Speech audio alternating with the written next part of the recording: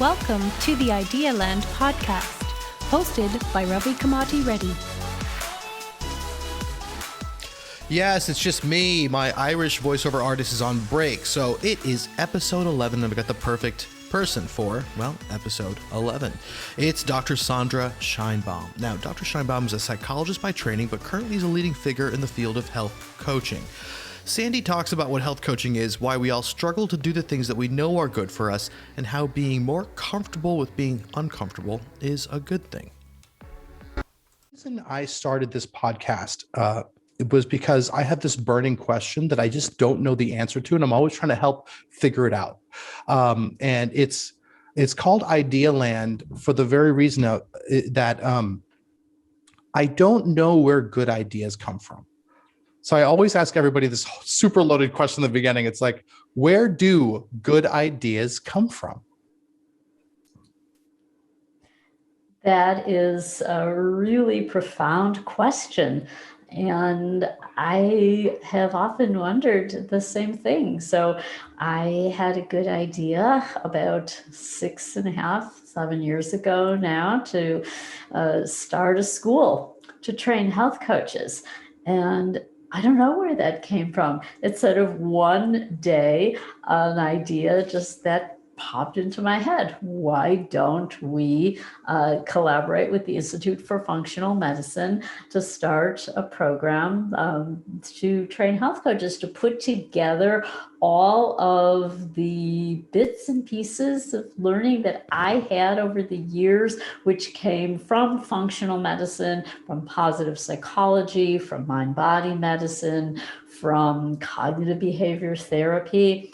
But it's like there's a song by Frankie Valli in the Four Seasons, and it's like it comes from the movie Jersey Boys. It's like, okay, just was walking along and like this idea popped into my head, and that was the inspiration for their breakthrough hit and Sherry. So who they didn't know where it came from, and so I think so many people who are in a creative space say it's often when you least expect it. So it's when you're taking a walk, when you're in the shower, when you're meditating, but it's not often when you're sitting down and I'm going to get this idea and I'm going to force it out.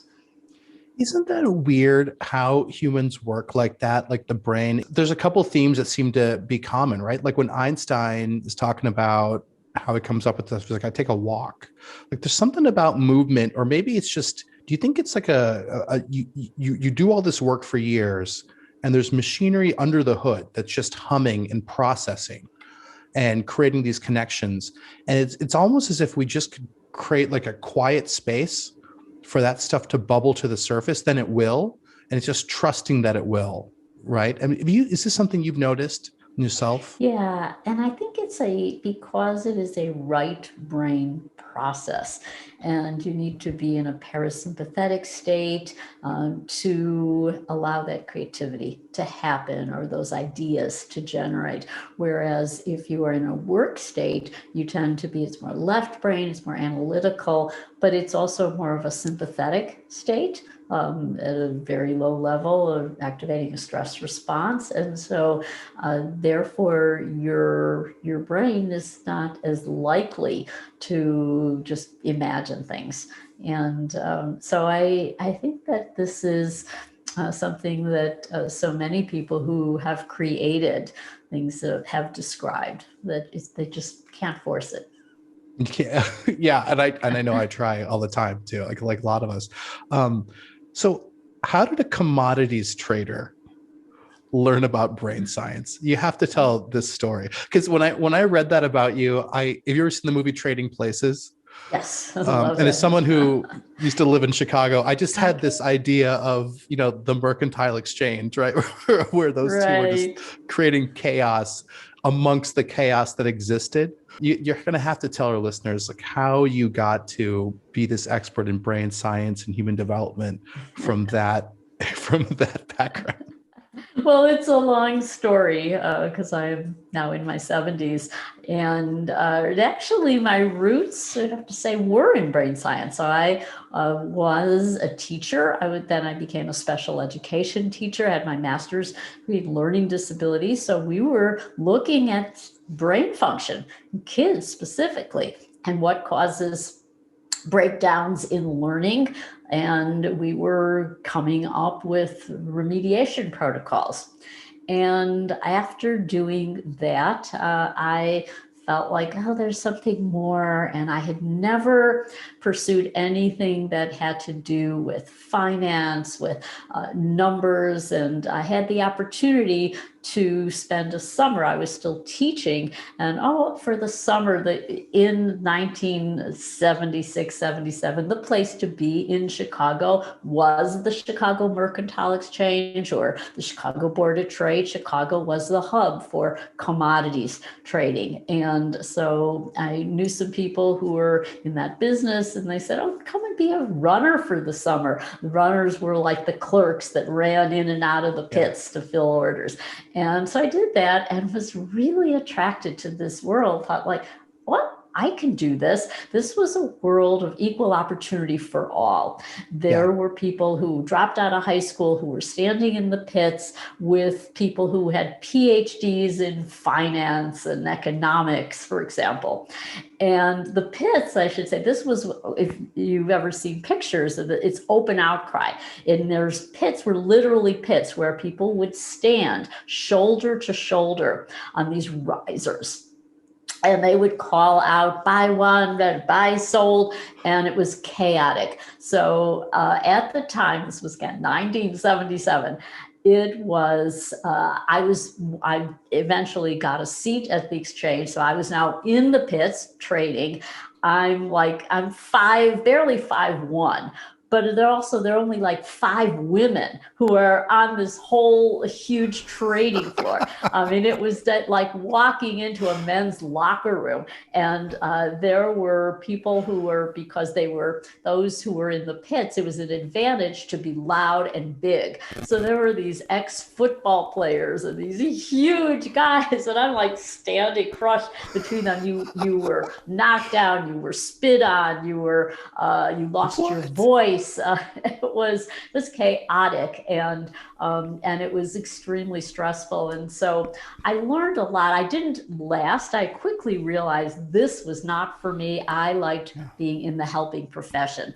And so I eventually went back, got more certificates in early childhood education, for example, started teaching in a teacher training program, then got my doctorate in clinical psychology. I went on to have a practice in mind body medicine for many, many years, doing biofeedback. What I learned from that year of trading was to trust your instinct, but also to use prudence. There were people who took extreme risks and ended up losing a fortune, but also to focus on what really matters.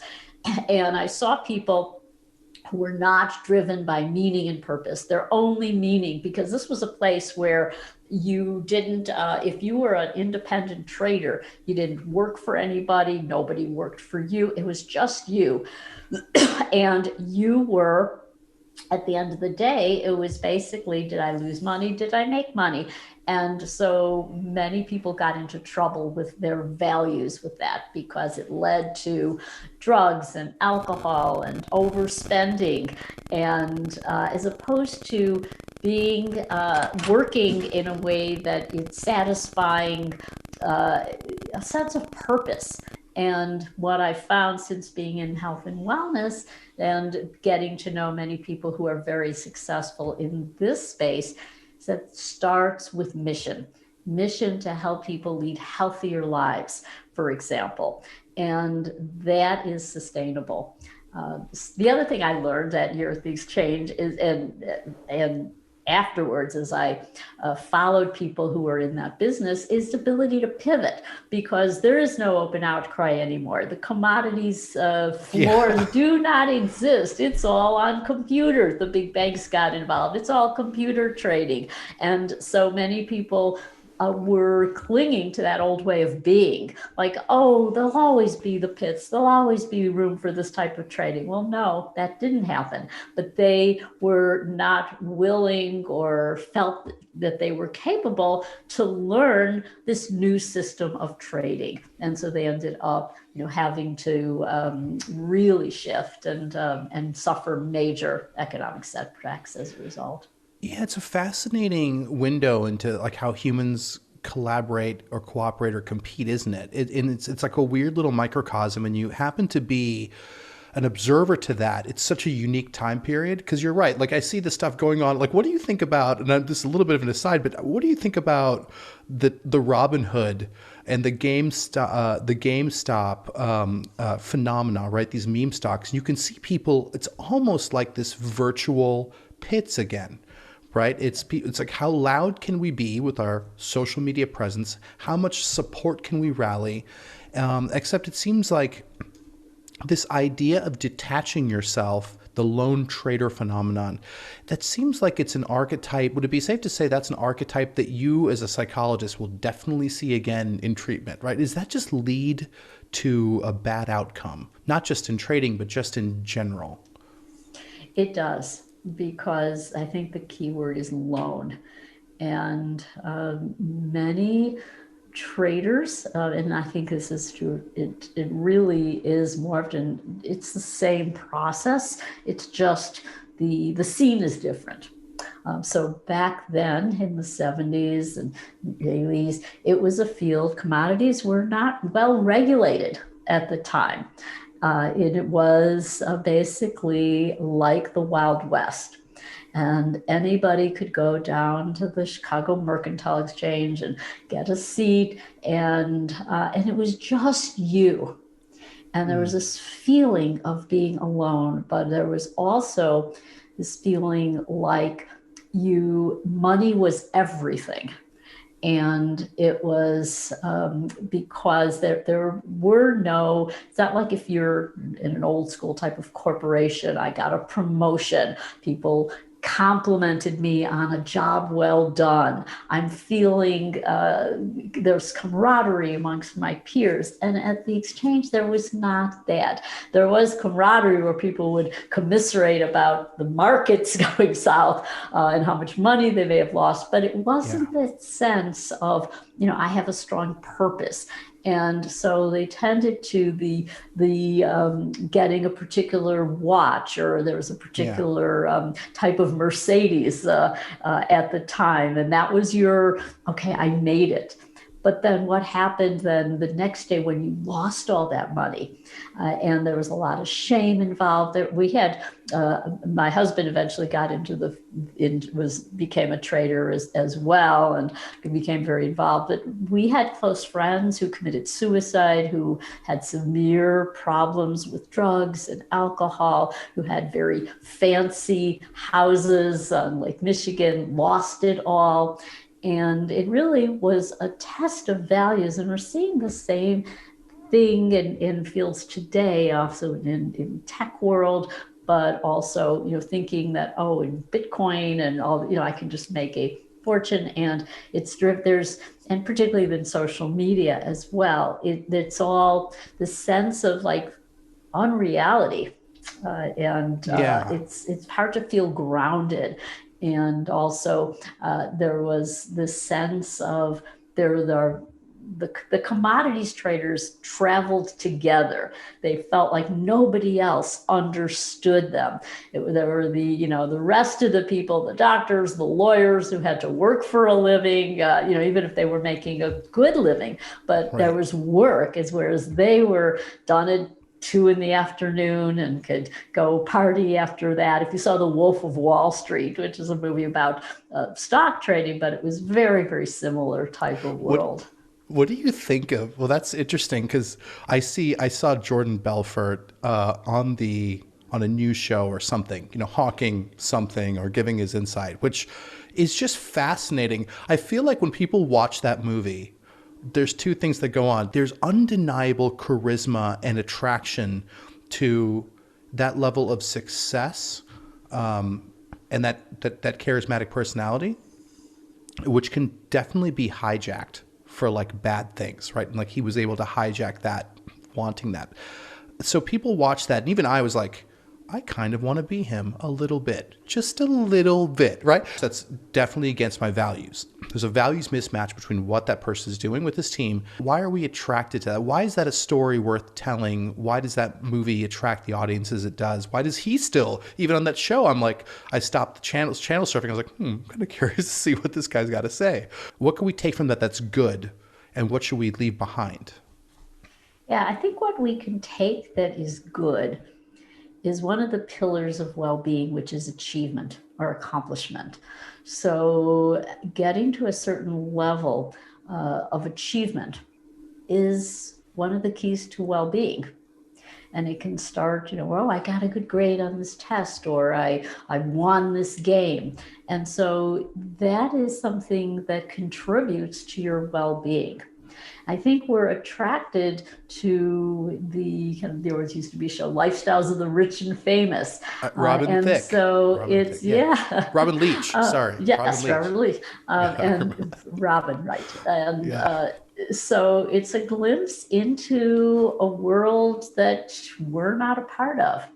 And, it's like taking a tour of the castle, or the Real Housewives shows. Why are we attracted to their story? So right. I think it is we can have that appreciation of there might be elements of excellence. So it might be if there's a particular car that they're driving, or they go into their home and you see these beautiful furnishings, or a yacht, or it's just looking at beautiful things. And so some people enjoy that. I do. I love that. To see, to look at designer ball gowns, or I was obsessed with the movie, the TV series, The Crown, early days. Look inside they had recreated the Windsor Castle, for example, and we're attracted to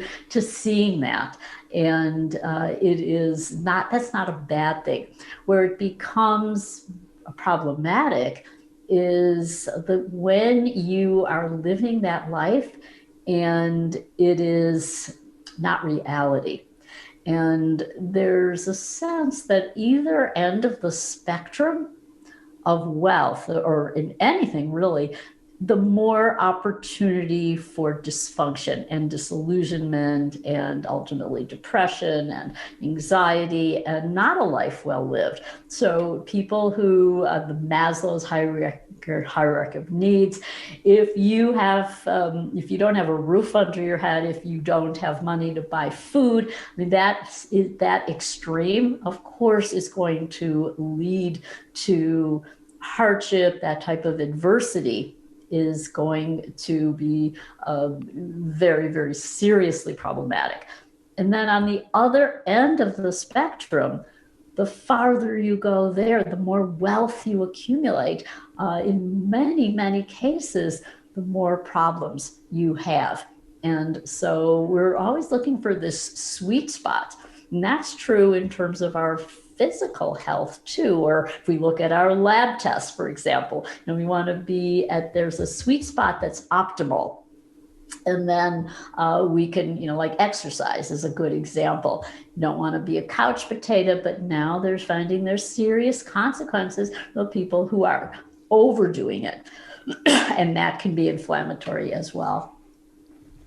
Yeah, I'm just trying to sort out the kind of underpinning processing that you've done for years to get you to that point where you came up with this, hey, what we should really do is consolidate this into an actionable thing, which is health coaching. But just to explore that background a little more, are you concerned that, as you've seen over the years, psychology as a field grow, and people in different states of anxiety, it's hard to judge, are we getting better at this, detecting, treating, or is the problem actually growing too? Because you read Steven Pinker's last book, right? And you're like, okay, this makes a strong case for things in general getting better. People are more literate. There being more people around the world are lifted out of poverty. There's more places where there's running water and electricity. Everyone's got access to information, which means opportunities to make a living. And then I look at the mental health landscape, and from a physician's eyes, but also from a tech entrepreneur, and see that even in the tech space and how people are pushing themselves, how they're addicted to social media, to these reality fantasy lives that aren't really being grounded. Are we getting better, or are we getting sicker? I believe we're getting sicker. I think there's data now that a great majority of people are metabolically unhealthy. The number of people who are metabolically healthy keeps declining. The skyrocketing rates of type 2 diabetes, Alzheimer's disease is dramatically on the rise around the world. And I think it relates to a number of things. Our diets are heavily processed and are very connected to rise of fast food. It's getting worse. People are not knowing how to cook anymore. They're rejecting traditional meals of their past, for example. And then that we're living in a toxic soup as far as the environmental pollutants and all of the issues that we have there is another contributor. The other is in terms of some basic values, and there are also many issues with education. I think what's promising is the fact that there is more opportunity where anybody, thanks to our technology. So anybody, with a cell phone, and there people who could be in their basement, and they could come up with brilliant ideas for apps and for different ways that can better humanity. So I think there's also great promise. It's always the two sides of the coin. So the tech world has great promise to help people create better health. And I think if we were to just say, oh, it's getting worse, well, we're not taking into account, again, going back to, I was talking earlier about my days, in the 70s and 80s. Well, who could have imagined cell phones at that particular time, or all the other technologies that we have that are making our lives better and easier? Yeah, it's when we view them as tools that can be used for good or evil. It's interesting.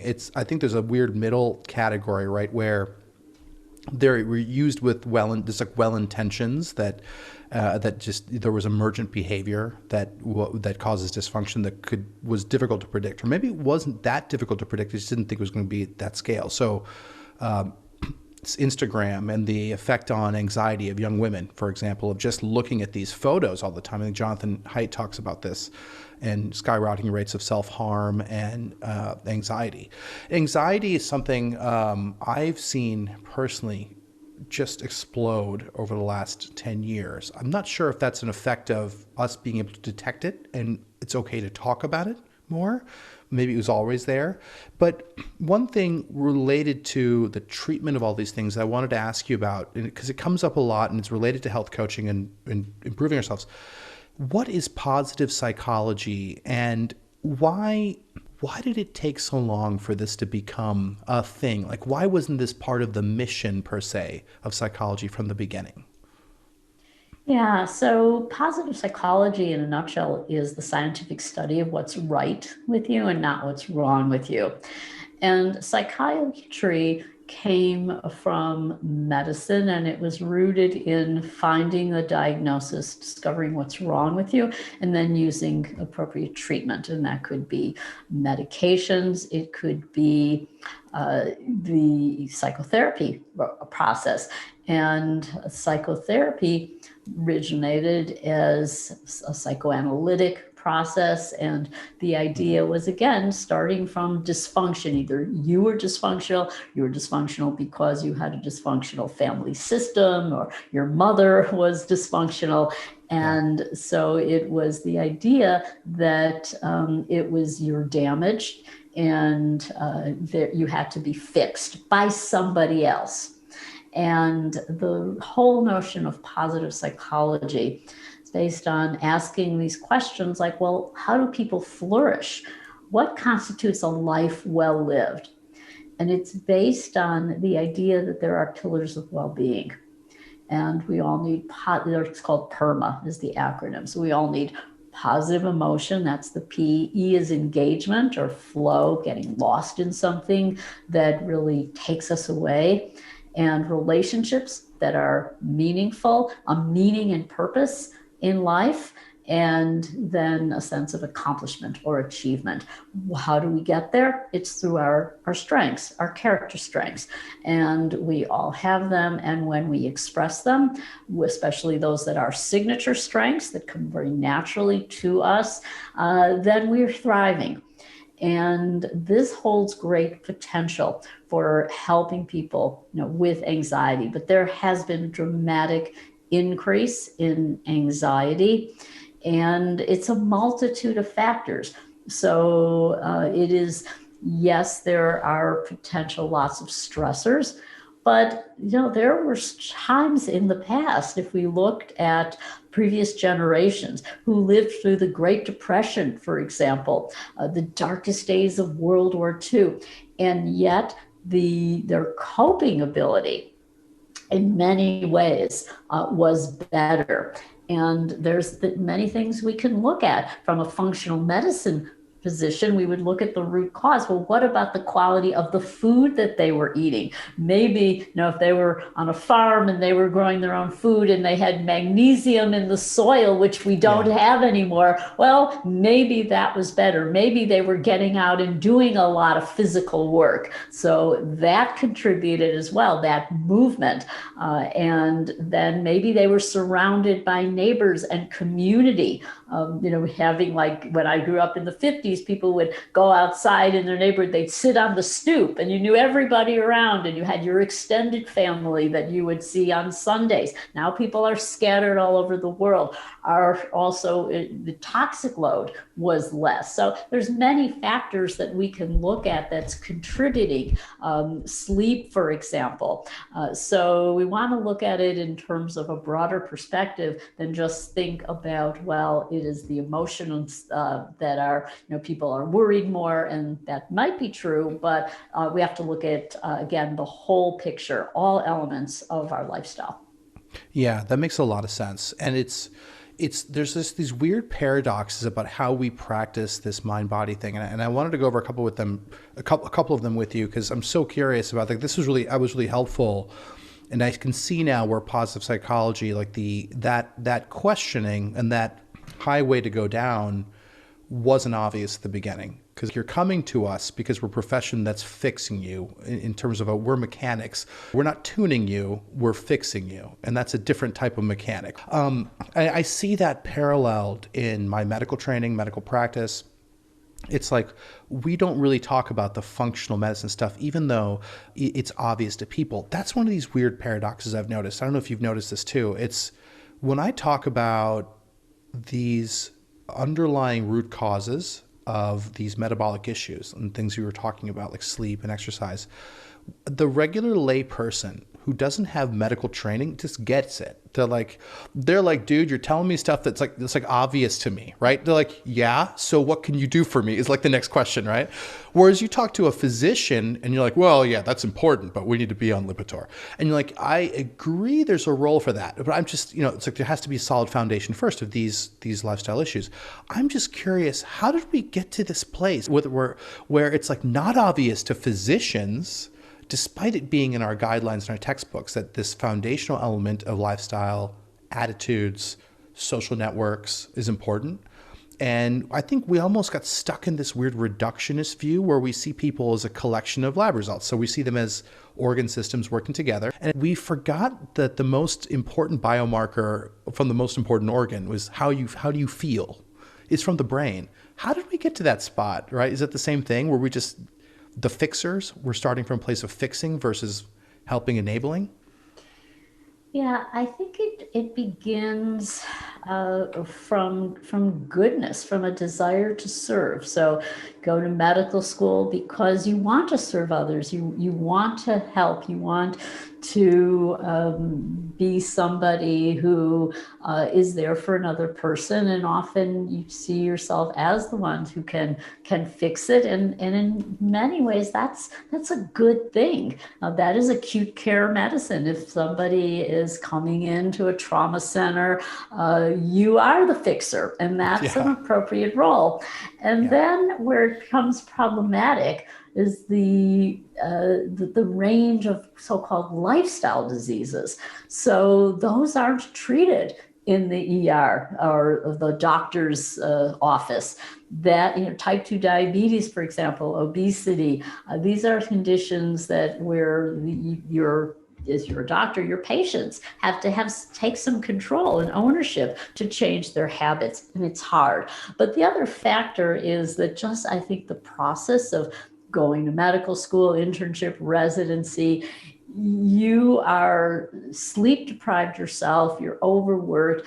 Doctors now are so burned out, they're exhausted. They are in healthcare systems where they are cogs in the wheel. They're told, you have 7 minutes with a person. You can only work on one symptom today.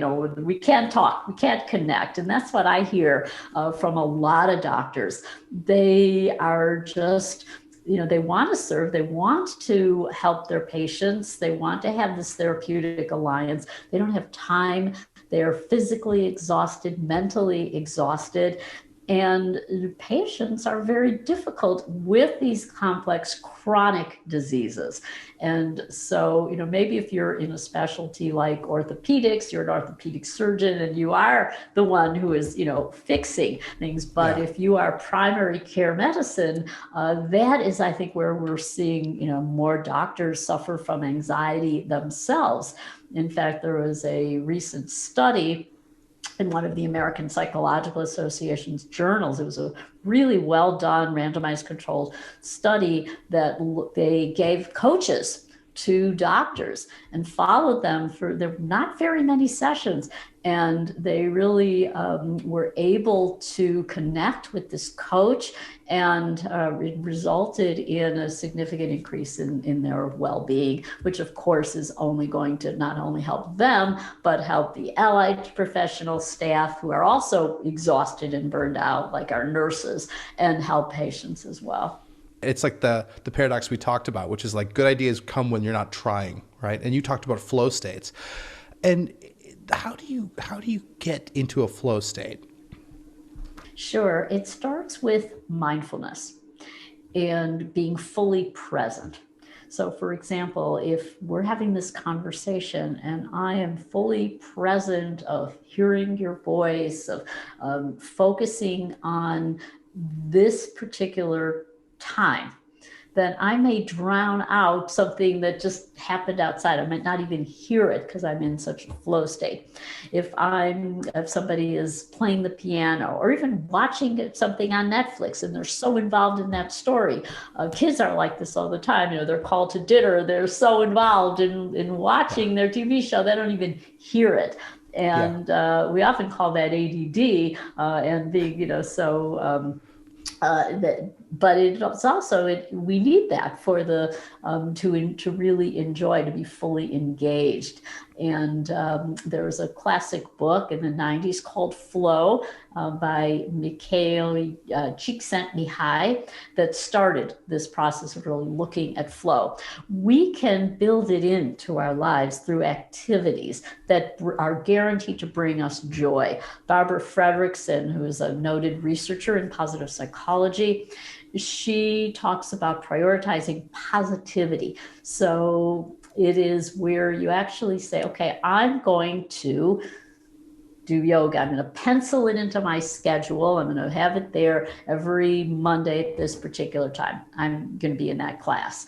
And you're doing it because it's guaranteed by the time you're through with that yoga practice, you're going to feel happy. You're going to be in a good mood.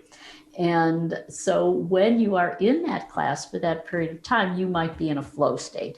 So you're doing two things at once. You're prioritizing positivity so that you can increase happiness, but you are also experiencing this engagement. or flow, where you're so absorbed. It can be a mental process. So somebody who is trying to figure out a problem, they're so absorbed in that they lose track. Writers, again, people who are composers, song composers, talk about being in this flow state as well. So it can be intrapersonal, it can be just within you, like you're playing the piano and you're so involved, or it can be interpersonal. You're having a brainstorming session with work colleagues, and you're all like on fire, generating ideas. So you're connected, or a romantic relationship where you're totally in sync and in flow. Yeah, it is so addictive. I used to skydive a lot. And this is one of the things, I'm not sure if anyone's done a study like this. You probably may know more about this, but these behaviors, I have a long history of behaviors like this. And people are like, well, the typical response is goes something like this, right? So, oh my gosh, it's an adrenaline junkie thing. And I'm like, you kind of lose that adrenaline after a while. It's actually not about that. Skydiving has an amazing ability to create your life priorities, turn them into an upside down pyramid very quickly. So it's like your priority for the next 60 seconds is one thing, and it's to pull the ripcord and that's it, right? So like your taxes can wait and all those things can wait. So your to-do list becomes very efficiently filtered down. And that is a very addictive state. I think that's what I was chasing for sure. And flying a plane's the same way. Like when you're landing a plane, it's like you could ask me my mother's name in that last 5 minutes, I wouldn't be able to tell you, right? Because you're just so in that moment and you want to do it right. And I find it difficult it takes work and planning to build that into our daily routines. And like you said about your colleague, I mean, I think there's something about this planning for success. Does that seem to be a common theme amongst people who can achieve this consistently? Yes, absolutely. So it is setting an intention. My friend BJ Fogg, who wrote Tiny Habits, is the #1 behavior change expert in the world. It's an incredible book. And he has what he calls the Maui habit, because he has a house in Maui. And his habit is every day when I wake up, my feet touch the floor, I say, today is going to be a good day. So you're setting that intention, you're planning for success.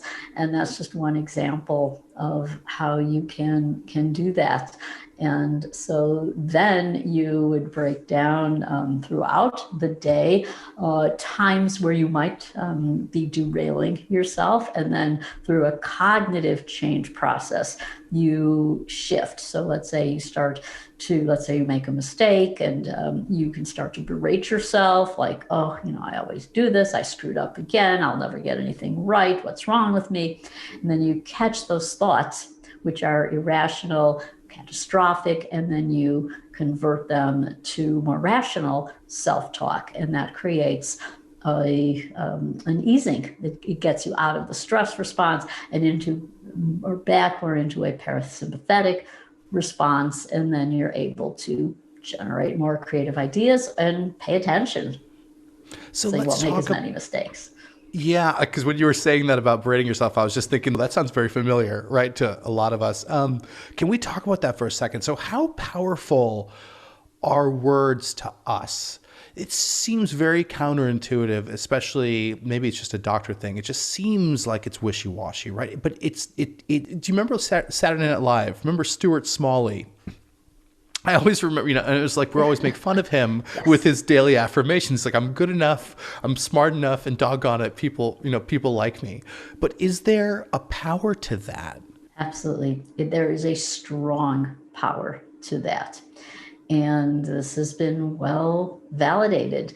I was fortunate to have training from Dr. Albert Ellis in cognitive behavior therapy. So he is one of the originators of this field. And we see many variations of it. And just about every self-help guru, inspirational speaker will have some element of what was started as cognitive behavior therapy. And it was a movement away from psychoanalytic, the idea that we're disturbing ourselves because of what we're saying to ourselves. And that's creating then an anxious state. It's creating uncomfortable feelings, and we can shift because we have control over that. So let's say we're doing something, we make a mistake, and we say, oh, I blew it. I'm so stupid. Why do I keep doing this? We get ourselves really worked up. I'll never amount to anything. This is awful, horrible, terrible. And so what we could do is recognize that we are upsetting ourselves. We are exaggerating. We're catastrophizing. We're engaging in all or nothing type of thinking. It's awful. I'm awful. This is horrible. Well, is it really awful or horrible? So what you're doing is like talking yourself off the ledge. You're going back to thoughts that you're not making a situation that was bad good. That would be magical thinking, and that's what this is often misinterpreted as. You're really going to more of a rational type of thinking. So let's say you made a mistake. Well, that's unfortunate. It was too bad. It was inconvenient. Now you might have to do something over again if you made a mistake, but it's not awful, horrible, terrible, and you are not a loser. You're not a terrible person because of that. Or if you say, I always screw up. And when I was a therapist, I would challenge people when they said, oh, I always screwed up. I'll never amount to anything. Prove it. Okay. And that's what you challenge it. It's as if you were a witness in a courtroom. Prove it. This is just your hypothesis. You've come to that irrational conclusion. But was there ever a time in your life from the time you were born until the present moment that you didn't screw up? Because if you say, I always screw up, well, always means 100% of the time, no exception. Is that accurate? And then they say, well, no, I did well in this. I got a good grade here. I did this project, got high marks for it. Well, then your statement is inaccurate. So let's revise it. And you go to the present situation. Okay, so this happened. It's uncomfortable. It's inconvenient. But this is how I'll be prepared for next time. And so that is called growth through challenges, resilience. There are many ways to go about this process, but most of the time, we talked about anxiety, most of the times the things we're upsetting ourselves about and getting worked up are really inconsequential. We remember this in 5 years. So right. Things that, somebody said something to us, or we were upset about something that happened at work, a situation developed, and we keep dwelling on it. Well, fast forward, a year, 2 years, 5 years, it's just going to matter. And then you get into conversations about what really matters in your life. And that's a great way to let go of the anxiety, because now you find you are in a better state. And then what we talked about in terms of setting that intention, that's we can call stress inoculation. You're actually rehearsing. So if you're about to go into a situation where let's say you're coming home and you know that your kids are going to be complaining or nagging about something, then you imagine no matter what happens, I'm going to keep my muscles relaxed. I'm going to not tense up. I'm going to just breathe. I'm going to tell myself I'll get through this. I'm not going to react if they start pushing my buttons. So you are rehearsing, you're imagining a different way. And when you set those intentions, that's really the process. So it's really effective. I love that stress inoculation. And also when you said kids, I think you meant when, not if, right? Yes, exactly. I don't have kids yet, but I'm looking forward. I better set that intention now going in. So have you ever come across a patient or a client that you've coached or counseled through your various practices that was just so intractable, or just so difficult to move them through a bad pattern of thinking? So they seem to fit a certain archetype. Yeah, I would say that I have, with this type of work, there was always some change. It could be really tiny, but that was what gave them hope.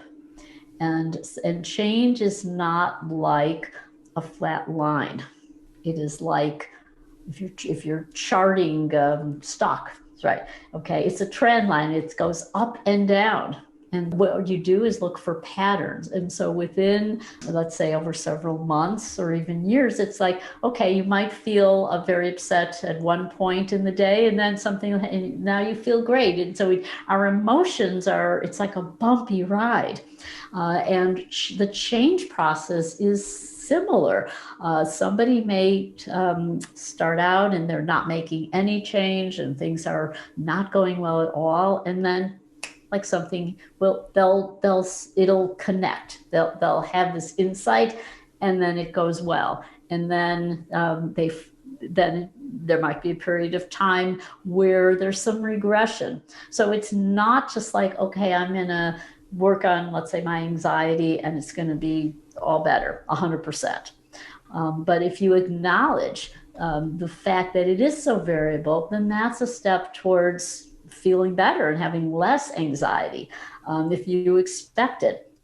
But sometimes it starts with really tiny changes, like one moment during the day where they remember to take a slow belly breath and let out all the tension.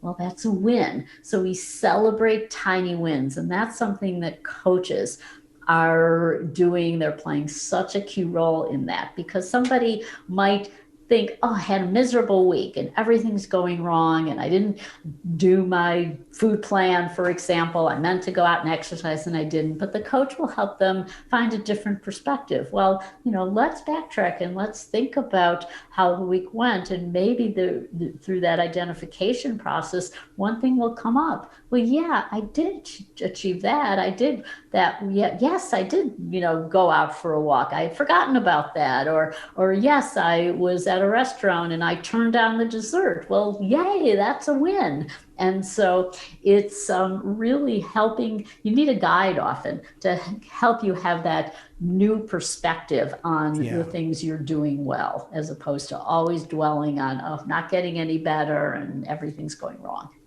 It begs the question that I was trying to build to, this idea of getting in our own way. It's like, why do we need a guide? Why don't people just do the things that they know are good for them consistently?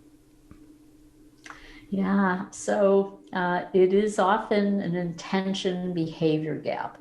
So they may set an intention, like they wanted to eat a particular way throughout the day or not eat. Maybe they set an intention to intermittent fast. And then with the first hunger sign, they go grab something and now they're disappointed. Oh, why can't I follow through on what I intended to? And I think there's a stress response that is happening. And when we are under stress, our ability to think things through, the executive functioning part of our brain, is compromised. And so, because we don't need that to fight or run away from danger, that doesn't take any planning. It's an instinct right. To fight or run away. So there's that. And then there's often, we may not take into account, for example, what if we didn't get good sleep the night before? Well, that's going to affect our decision making. So we may fall off the wagon, or we may not eat the way we had planned to, because we've now got that stressor going on. So this lack of sleep is affecting our decision making. We might be influenced by others. So perhaps we said we're going to follow a particular way of eating, and then we go out to dinner with friends and somebody says, oh, come on, what's wrong with you? You just try it, just one bite. Or we feel like we have to comply to fit in. So maybe we had decided we're not going to drink, but everybody's drinking and we don't want to be embarrassed, or we don't want to have somebody think a certain way about us. So that could play into it. And then perhaps the pleasure in the moment is just a stronger pull. And particularly if it's something like sugar, that's a physical addiction. The sugar is calling to you, and to feed those pleasure centers in the brain. And so it could be that as well, as opposed to, again, that self-regulation of walking away from that particular food. It's weird, the coaching, like you look at people like Michael Jordan or these high performers, they get more coaching, not less, right? Like it seems like as you climb the ladder of achievement, you actually need more or could benefit more from coaching, despite what the fact that he knows how to throw free throws very well. Clearly, it's probably not that mechanical knowledge that his coach is imparting to him. So what are coaches doing? Not just at that level, but in general, but if you could speak to the general case, but what is this role of this person? Why do we need this other brain helping our brain? What is it they can see that we can't see? Is that just something that is a fundamental, you think, just an axiom of the human species, that it's really hard to coach ourselves? Yeah, we often get stuck with tunnel vision, and we need somebody to give us a different perspective, to see it with different lens. And so it can be for our health, but it can be also, for example, having a trainer, you could be doing an at-home exercise program and watching something online and think you're doing it great, but then you have somebody to say, well, wait, you're hiking your shoulders, or it's like they're a mirror. And you don't often have access to that when you're on your own. The other thing is that it's a community, and it helps when you feel heard, when you have somebody who's is your personal cheerleader, is your support. And the beauty of the coaching process, and it comes from humanistic psychotherapy, it's completely client-centered. The client, you are in the driver's seat. It's like a dance, and the client is leading.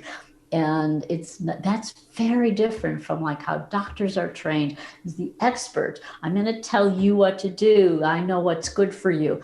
But in a coaching relationship, it's non-judgmental. And the client may say, well, my doctor told me I need to do this, this, and this, but I don't know, and I'm overwhelmed, and I don't know if I can start this or do all this. And then so the coach would listen to them and really help them to see that it is in their power to decide. But it is listening without judgment, and that's very, very powerful. How does one walk that tightrope between too much autonomy and too much paternalism? And I think medicine, we're still figuring this out. Although I'm a big fan of letting, making people feel like they're in the driver's seat. I've been a patient as well, and it's honestly, being a patient can be a very humiliating experience, even if you're a physician. I think most of the patients, it's so different.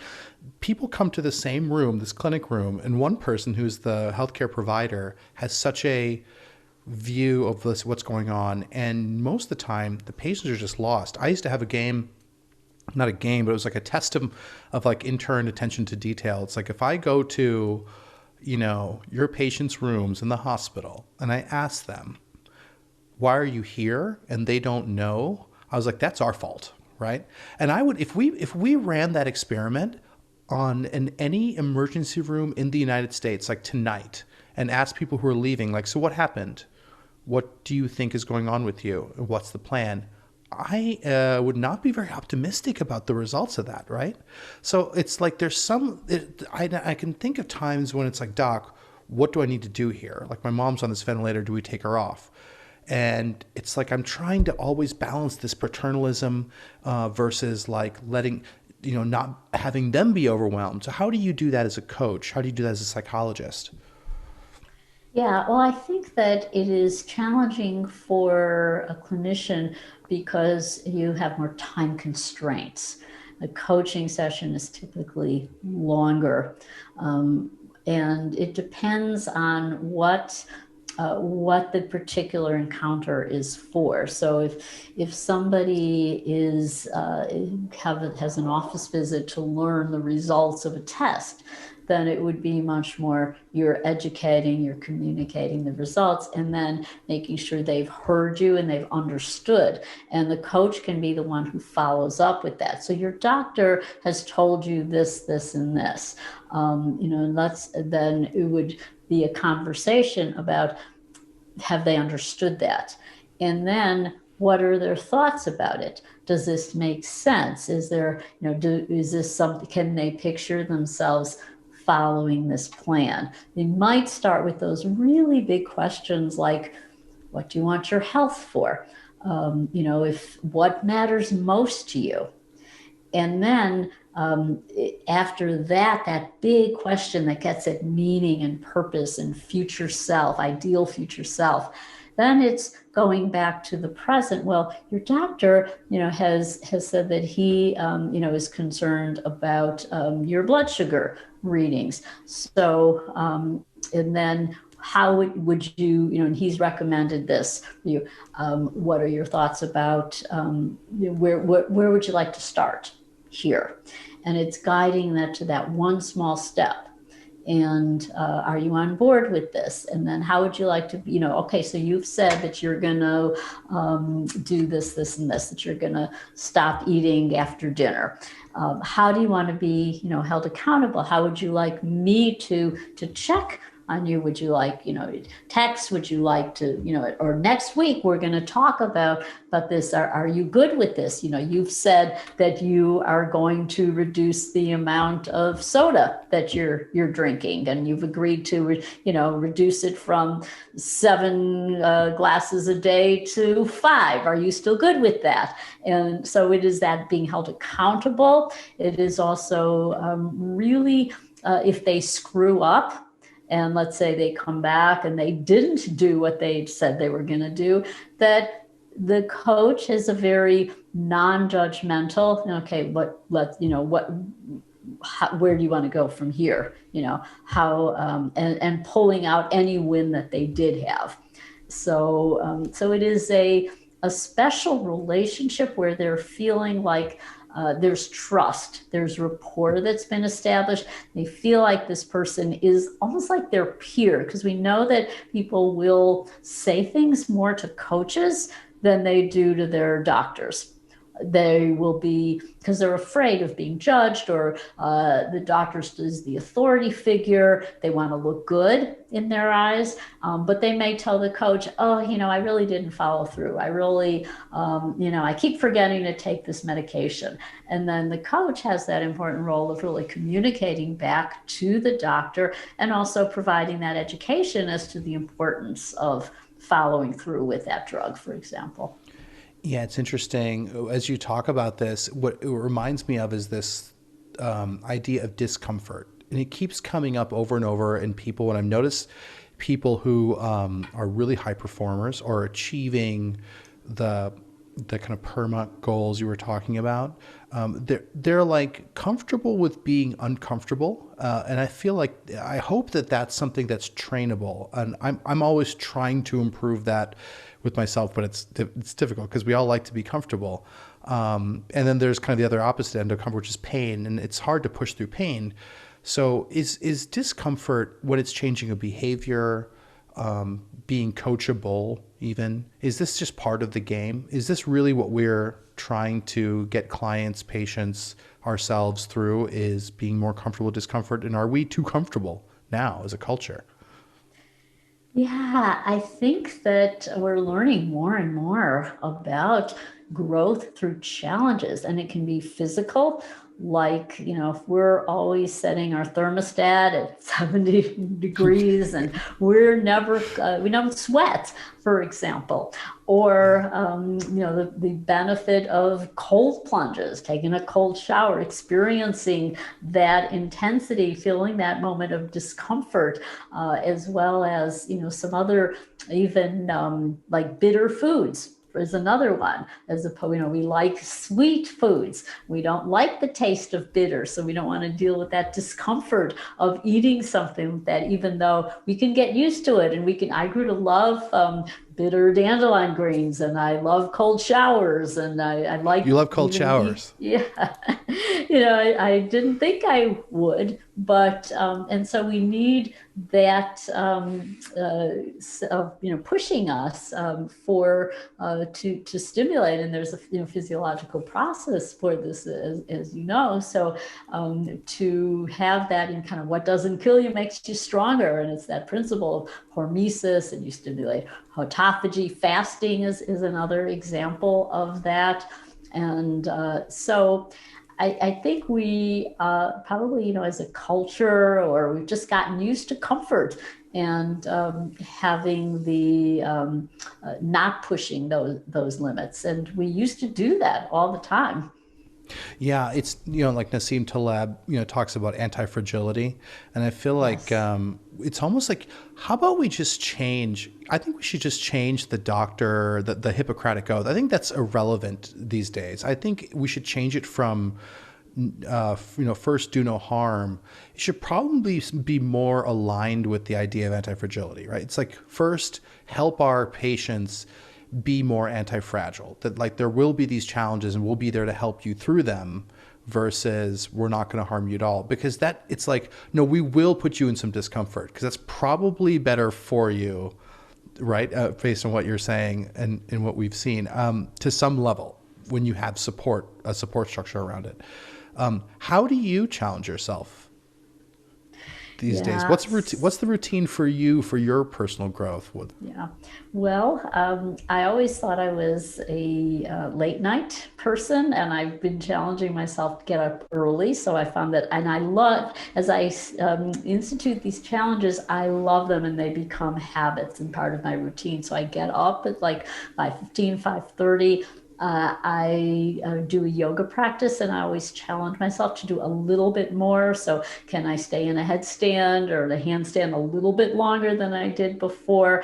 I challenge myself. I do Pilates, and I'm always going farther in in that process of working in that method. And strength training, I have a tonal, and I've been using that, and I love the AI driven nature of it. And so challenging myself to lift heavy weights, because at my age, and I have very small bone structure, so I've got to protect my bones and avoid sarcopenia. So I really challenge myself there. Cold showers or cold plunges is another way. Fasting, intermittent fasting particularly, sometimes I'll push it a little bit longer. And then challenging with brain exercises.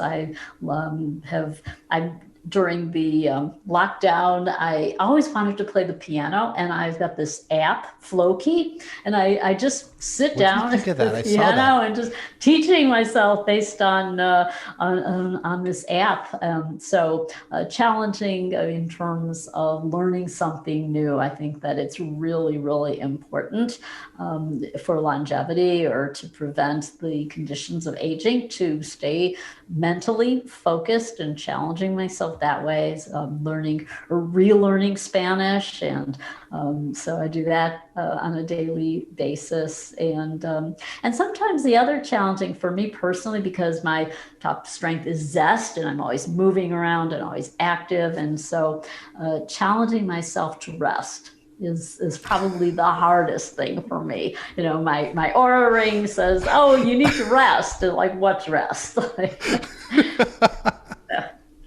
Yeah, it's like you're really good at time management, and when when you say all these things, it's just super impressive. But you've built these things up over time and learned that. So you've been able to do that. Is there hope for the rest of us?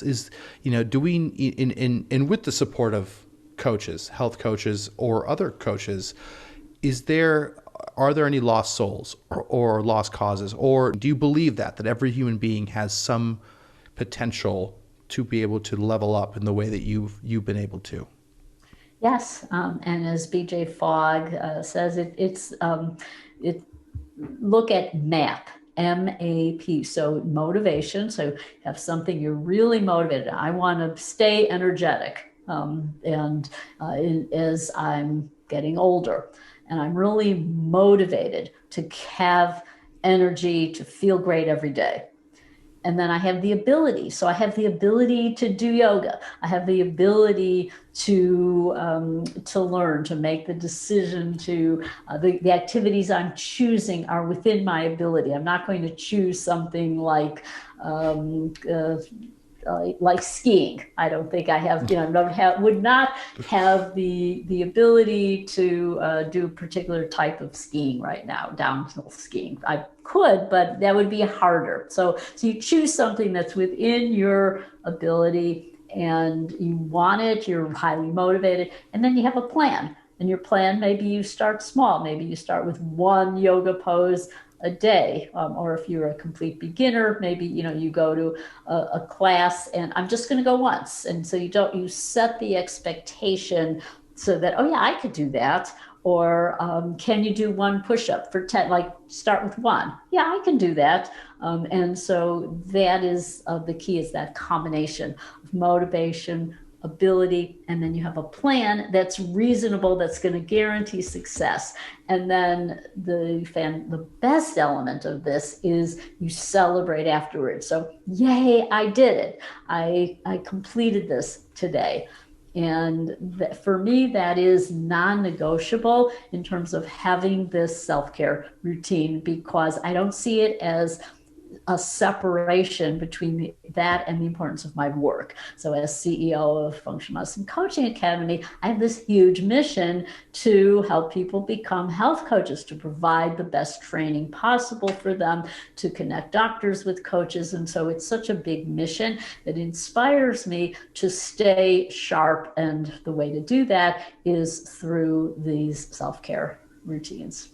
That's an amazing that you've been able to not just maintain it, but also codify it in a way where you can teach it. And I wanted to really let you talk more about that. So, and that's what you're doing. You're able to impart this knowledge in a way where you're training this cohort of coaches. And is it working? I mean, are you seeing improvements? Oh, it absolutely is. So there has been an explosion of interest in health coaching. The post-pandemic, this is one of the most rapidly growing careers. People are realizing they want a fulfilling career. They could do this on the side. They can have their existing day job and still be coaching on the side. They don't have to come from a healthcare field. Many of them do. We've seen a lot of doctors decide, hey, I want to be a health coach. Either they're continuing to keep their medical license and now they are using it in their practice, or some, particularly they may be getting older, nearing retirement, and I'm just going to become a health coach. So that I can work across state lines, I can work anywhere in the world, and I can still fulfill this mission of helping others. So there's many ways that this is working, and so I'm just thrilled to be a part of it, and I'm just overwhelmed with the graduates of our program. They're all over the world, and just I hear the amazing things that they are doing. We also know that when you become a coach, you personally are transformed. So the process is so powerful. Just the act of engaging in somebody and helping them as a coach, you are helped yourself. I saw this in all the years I was a psychologist, but even more so in a coaching relationship. Yeah, I was going to ask you about that. It's like, who coaches the coaches, right? But it's a positive reinforcement scheme, right? It's a mutual appreciation society that works. Absolutely. How does one become a coach? So what's the process, and how do they get a hold of what you're working on now with the academy and so on and so forth? Yeah, so our program is 100% remote. It's a 12-month training because we believe there might be some that are promising, oh, you could be a coach in like 2 months, go through this program. And it really is a process of growing, being nurtured, and practicing these skills. And you are becoming this expert in behavior change. So it is what we do is a combination of what's called asynchronous and synchronous learning. So the asynchronous would be you go through, you have a learning management system and you open up talks and you have lessons. And then you have live training sessions, live meaning over Zoom, where you are working with a small group throughout your year of training. You have a course facilitator, you are getting mentored, you're getting supported as you are learning these skills. We also have a business building part of the curriculum where you're learning how to go out into the world and communicate well what you do as a coach, get hired through by medical practices, by corporations, or start your own business. We have many people who are entrepreneurial and want to do that. And just you don't need a healthcare background. We have people who have no training, and we have people who are medical doctors or they have PhDs in molecular biology. They're becoming health coaches. That's so amazing. Whole gamut. It's amazing. So it's almost like humans are just designed to help each other in some way. It's like some genes are being activated. They've been probably conserved and propagated for many years, right? Because we're social creatures. I love that. Yeah, exactly. It's like we already have the genes there. We just got to the epigenetics of coaching, right? Totally. Yeah, that's so interesting to me. And obviously we're working together on something as well along those lines. So I guess I want to know just give me the 50 years from now. What do you feel like? It's always interesting to talk to a psychologist because you ever play the game The Sims? Yes, my kids love that when they were. The funny thing about The Sims is when it was coming out, people in at Maxis or Electronic Arts, they were like, the execs were like, "What is this?" They're like, "Well, it's this game, and what do you do with the game? You just live life." We're like, "Well, that's boring. No one's going to play that." Like, people are sick of living life, so why would they want to play a game? What do? You move these characters around and you build like your kitchen and stuff. And they're like, yeah, it's dumb. No one's going to play. Then it comes out, it's like the most popular game for years, right? So it's like, and it crosses this cultural divide of video games, like women, men, kids, adults, everyone loves playing this. If you could run The Sims, if you could run healthcare or just well-being, forget about the healthcare industrial complex, just to say well-being, what does that look like for you in 50 years? Like, what does that look like for what we should morph to? What is that ideal if you could build it in The Sims? What do our lives look like, for our grandkids or great grandkids? Well, first of all, I would build in a health coach in every medical office. So I would insert a health coach into the Sims world, into their town or their environment. And then it would be a community. I would bring this world where people connected with one another, where you had your community of people who get you, where you feel that you can be heard and you can also care for others. So it's that strong sense of community. That is how you get meaning and purpose. You feel you belong to something. And it would be having an element of spirituality where there's a connection to something greater than yourself. It doesn't have to be organized religion necessarily. It can be. And then there is strong family communication, as well as I had my way that people, it would be organic food, it would be everybody getting out in nature. So the people in The Sims would be moving around. It can be your way. It's The Sims. You can do exactly. You can put a Whole Foods every. That's right. There'd be and they'd have a garden, and they would all be eating together, and they would be moving together, taking walks after dinner. And the sleep environment, I would put in, wonderful sleep surroundings, darkened rooms and organic mattresses, and having good amount of sleep.